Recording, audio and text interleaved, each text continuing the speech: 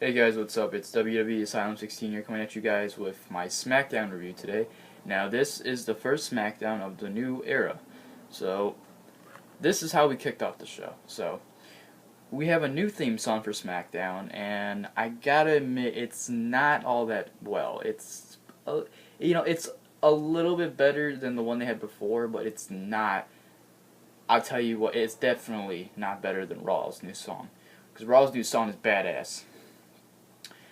I don't hate SmackDown's new song. I just think Raw has the better choice for a theme song. So I have nothing against the theme song they chose for SmackDown. It's pretty decent, but Raw's got the better song. So they kick off the show with the entire SmackDown Live roster in the ring, or in between the ropes. I mean, and Shane and Daniel Bryan introduced us to SmackDown Live, and then that's when the new song played, and that's when Shane and Bryan came out to Daniel Bryan's theme song, and then they came into the ring. The blue ropes are back. I had a feeling once they showed the red ropes were back on Raw that they're going to bring the blue ropes back on SmackDown, and that's exactly what they did. So the blue ropes are back. Now, Raw started off with Mick Foley and Stephanie in the ring, addressing the roster from the stage. Very, very similar to how SmackDown started, where they had the entire roster in between the ropes, and Shane and Bryan were in the ring addressing the roster. And Daniel Bryan made it clear that it would be a battle royal to determine the sixth person to be in the six-pack challenge main event for tonight. So yeah, he did announce there would be a six-pack challenge match, normal contenders match, to determine who will face Dean Ambrose at SummerSlam for the WWE Championship. And so far, those five guys were John Cena, AJ Styles, Baron Corbin, Bray Wyatt, and Dolph Ziggler. The sixth person was to be determined by a battle royal that took place literally next, which was the first match of the night.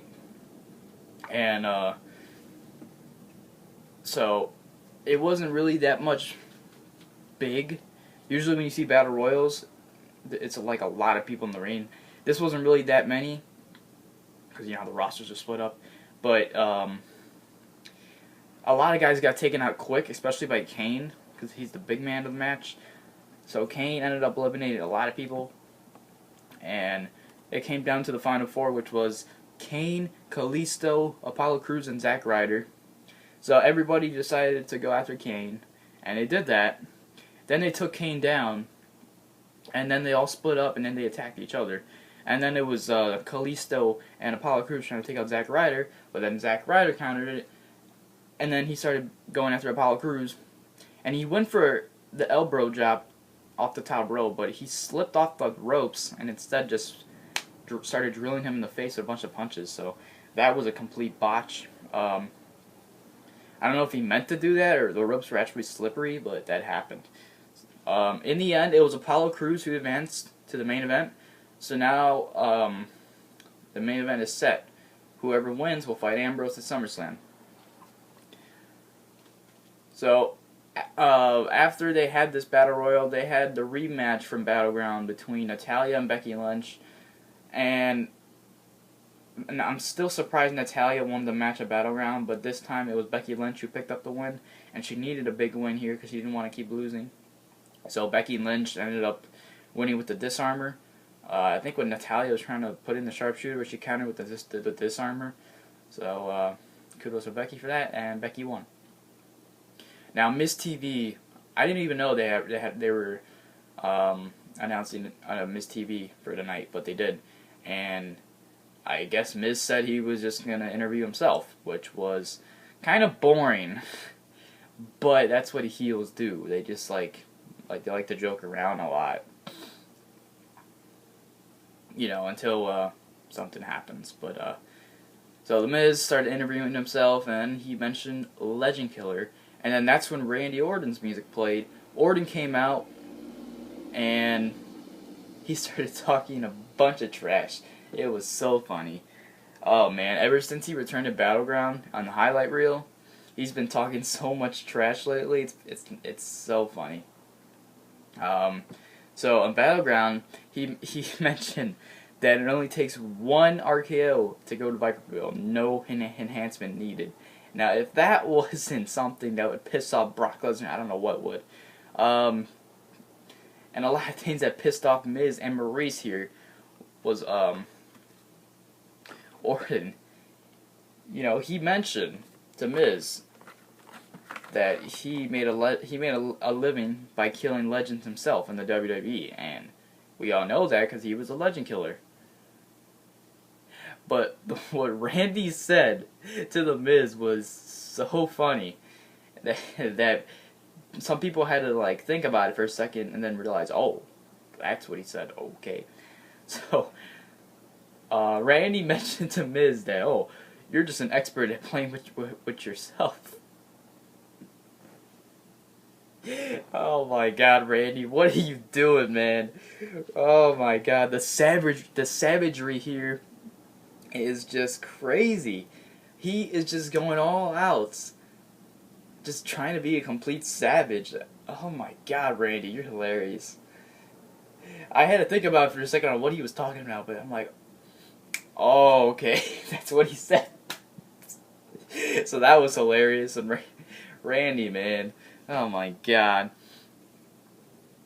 Then, you know, Miz started talking trash, saying like, oh, if you make a legend by killing if you made a living by killing legends in the WWE, you should be worried about your match with the legend himself, the Beast Incarnate. And then Randy's like, yeah, I know, the Beast Incarnate, Brock Lesnar, blah blah blah blah blah. And then Miz said to Randy Orton that this would be his last match at SummerSlam. But then Randy said, you know what? It's not gonna be my last match at SummerSlam. Hell, it doesn't even have to be my first match back, because Randy Orton challenged The Miz to a match on SmackDown Live, and it was Maurice who actually accepted the match for The Miz. The Miz was not ready to compete. He was not expecting this to happen, but Randy Orton challenged The Miz to a match, non-title, and he fought Miz, and then the match took place after the commercial break, and it wasn't really like a normal match. It was more like a 5-minute beatdown for Randy Orton, because it was Miz who took control of most of this match. You know, he's targeted the injured shoulder of Randy Orton, the shoulder that was repaired for 9 months. He took advantage of that shoulder injury. He started beating up Randy. He threw him to the steps, threw him to the barricade. Yeah, he did a bunch of things. But then finally, when The Miz got back in the ring, Orton just hit that RKO in nowhere, and The Miz was completely out. And Randy started posing, and that's when he hit a second RKO. 1, 2, 3. Randy Orton wins his first match back on SmackDown. And notice he had the white wraps on, which indicates that and he's clean shaved, which indicates that he's trying to make himself look like the Legend Killer from back in the day. Because he had the white wraps, and then he had like different colored tights on, and he was clean shaved. That's how Legend Killer Randy Orton looked. I think he's trying to look like the Legend Killer himself, but probably like a face version, not a heel version. So that's what he's doing. And I'm happy that he returned back as a face, because I don't really prefer him as a heel. I mean, he does make a great heel, but then again, he does make a great face. So yeah, Randy defeats The Miz that quickly. You know, you could just beat the living hell out of Randy Orton all you want, but when you get hit with one RKO, it's over, man. It's lights out for you. That's how fast Randy could hit that RKO out of nowhere, you know? And just last night, I was watching the entire collection on the WWE Network, the Apex Predator collection of Randy's best matches, and some of them included the match with the Money in the Bank ladder match from 2013, where he became Mr. Money in the Bank. Then he turned heel a month later at SummerSlam with Triple H, and then he won the title from Daniel Bryan. And then he had a Hell in a Cell match with Daniel Bryan with Shawn Michaels as the referee. We all know how that ended. And then yeah, it was just a lot of matches. There was another match with Chris Jericho and that Champions 2014. That was a pretty good match. And then a couple years later, then they had Orton versus Rollins at WrestleMania 31. But before they showed that, they had the segment where Randy Orton turned face, and then he attacked Rollins because he's saying that Rollins replaced him for being the face of the WWE when Rollins turned his back on the Shield. And that's true. So Randy wanted revenge, and he took out Rollins, and that's when they showed the WrestleMania 31 match, and then with Randy's vicious RKO at the end of the match. Like I talked about that in my WrestleMania 31 review. Randy hits that incredible RKO out of nowhere. First he hits an RKO on Seth Rollins. Rollins kicks out at 2.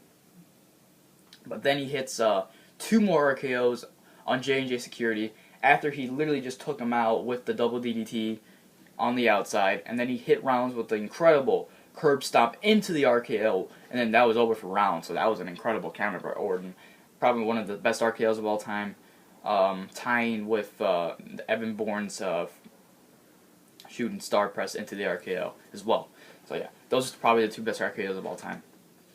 Yeah, it just gets a lot better. So literally, my point is, when you're beating the living hell out of Randy Orton, or when you're just in a match with Randy Orton, and you're just like taking control of most of the match, you gotta watch out, because this guy can literally strike the RKO out of nowhere, and like I said, it's just lights out for you. Once that RKO hits, you're done. Alright, so moving on, we have Heath Slater. Heath Slater comes into the ring, and I was kind of... I wasn't surprised that he came into the ring, because I knew, since he wasn't drafted to either Raw or SmackDown, I knew he was going to say something. So he came into the ring and he started talking about how he's the hottest free agent in the sports entertainment right now. And Shane came out. He started talking, okay. So Shane came out and he started talking about how Heath Slater, if you really want a job here, then give me your resume, or turn in your resume or something. And Heath Slater's like, turn in my resume? Who do you think I am, Shane? I was. If you type in Heath Slater on the WWE Network, the first thing that you will hear or pops up, I was the brains of the Nexus, the Core, the 3MB, the one-man, the social outcast, and a 3-time tag team champion. And Heath Slater, he's acting like he really wanted this job for SmackDown. And then Shane, he talks about, oh, you know what, Heath, you're right. I'm looking at the hottest free agent right now. All of a sudden, Heath Slater's like, what are you talking about? He turns around, Gore! Rhino! The man-beast Rhino! Where the hell did he come from? I think he came from under the ring or something. He took out Heath Slater with the Gore. Rhino is back on TV. I was like, what? I've been hearing a lot of rumors they're going to bring back a bunch of old guys from back in the day onto the main roster, and Rhino is apparently one of them, so that's awesome. A lot of people are pissed off to see Rhino back. I don't know. They're just saying that they were never a big fan of Rhino. But, he had an incredible match with Chris Jericho in the Attitude Era, where he took out Jericho and the entire stage just fell apart with that Gore. That was a sick spot. So, yeah, Rhino, I don't know. I don't know why people are hating on him, but I'm glad to see Rhino back. Because I thought he was going to stay in NXT for a while, but he ended up coming and gored Heath Slater, so he's on SmackDown now. Also, the next person that's going to be on SmackDown Live is the returning gold standard. Shelton Benjamin is coming back. This is awesome. I was such a big fan of his. He was like one of the best high flyers of all time, especially when it came to Money in the Bank ladder matches. This guy would go all out, and I'm happy to see that he's coming back to SmackDown Live. I knew at some point he was going to return one day, and he's coming back. So this is awesome. So now we get into the main event. We have Baron Corbin taking on Bray Wyatt, taking on John Cena, taking on Dolph Ziggler, taking on AJ Styles taking on Apollo Crews. Now, keep in mind, Apollo Crews won this match. He got the right to be in this match when he won the Battle Royal early on tonight. So, another thing to keep in mind of, whoever wins this match will fight Dean Ambrose at SummerSlam for the WWE Championship. So, this was a pretty good match. I really enjoyed it. It was fun to watch. You know, they were just mostly hitting their finishers back and forth towards the end of the match. And it was just really interesting to see, because they really haven't had this match in the WWE for a long time. So once I heard they had a 6-pack challenge, I thought that was pretty interesting. So that was cool. But in the end, it was Bray Wyatt. Okay, Dolph Ziggler, he ended up hitting the zigzag on Bray Wyatt after Wyatt took out the referee. And the referee was out for like a few minutes. I guess he hurt his knee or something. And then Dolph Ziggler, you know, he hit the super kick on AJ Styles after AJ Styles hit the Styles Clash or Phenomenal Forearm or whoever, I don't even know. And Styles losing to Ziggler. Styles ended up losing to Ziggler, and now Dolph Ziggler is advancing. Ziggler is fighting Ambrose at SummerSlam for the title. That is another huge surprise. You know, I thought Finn Balor winning 2 matches on Raw and then advancing to the main event at SummerSlam against Seth Rollins was already a huge surprise and a huge shocker, but this was another crazy shocker. 2 shockers in 1 week. Finn Balor advancing to SummerSlam fighting Seth Rollins, and Dolph Ziggler fighting Dean Ambrose at SummerSlam for the title. You see, and I saw this this meme on Facebook where it was a picture of Finn Balor and then a picture of Dolph Ziggler. It was split in half once, and then the left side said Dolph, and then the right side said Finn, and I was like, oh, okay, I get it. You know, Dolph, Finn, yeah. It's pretty simple. It's pretty simple to understand, but it was pretty funny too. And also, these guys' birthdays were on the same week. Finn Balor's birthday was on Raw, and Ziggler's birthday, I believe, was either on, I want to say Tuesday, probably either Wednesday or Thursday or something. But it was awesome to see both guys win on the week of their birthday, so that was cool. So now we got 3 huge matches announced for SummerSlam. We have Randy Orton taking on Brock Lesnar. We have Dean Ambrose taking on Dolph Ziggler, and we have Finn Balor taking on Seth Rollins. This is amazing, man. I cannot wait. SummerSlam is looking to be a great pay-per-view. Probably a whole lot better than WrestleMania. I don't know. But I can't wait. It's going to be awesome. Is there anything else I want to talk about? I don't think so. So yeah, it all comes down to this. We're going to see what happens on Raw. It's obvious that Raw won the war this week with SmackDown.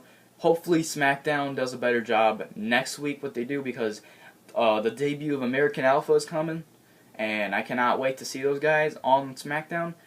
And when they make their main roster debut, it's going to be awesome. So that's coming next week. That's going to be it for this video, guys. Let me know what you thought of the first SmackDown Live of the new era. Did you like it? Did you hate it? What did you think of the new song? I thought it was pretty decent, but obviously Raw has the better song. Did you like Raw better? Did you like SmackDown better? Let me know what you think. I really want to know what you guys are thinking here, and which show did you find better to be this week? And which show do you think would be better next week? Because I think SmackDown would be the better show next week. We'll find out. So, thank you guys for watching this review. Like this video, leave a comment, subscribe for more, favorite it. I don't care what you do, and I'll be back shortly with another video. So, take care, guys.